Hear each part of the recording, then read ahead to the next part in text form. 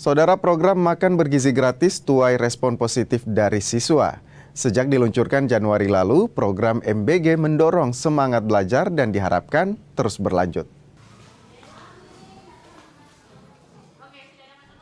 Program MBG yang dicanangkan pemerintah menuai respon positif dari siswa.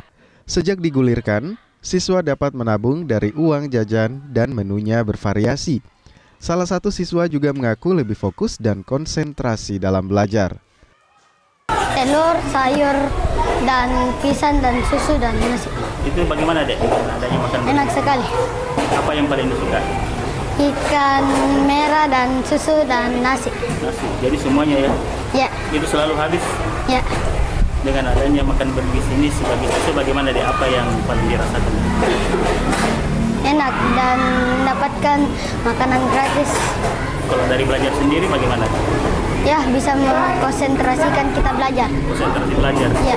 Harapannya bagaimana? MBG ini terus berjalan? Atau... Ya, mau terus berjalan. Berjalan ya. Sejak dimulai 6 Januari lalu, program makan bergizi gratis mendapat respon positif dari siswa dan sekolah. Tak hanya disukai siswa, MBG juga menambah semangat dalam belajar. Kalau siswa sendiri sangat antusias dengan adanya makanan bergizi karena makanan yang disajikan setiap hari itu bervariasi, menunya bervariasi, lauknya juga bervariasi, dan rasanya juga sangat cocok dengan anak-anak. Jadi sejauh ini siswa kayak positif ya, Bu? Iya, lebih positif Ki untuk ke sekolah setiap hari, lebih fokus Ki juga dengan belajarnya. Program makan bergizi gratis menjadi salah satu program prioritas Presiden Prabowo Subianto.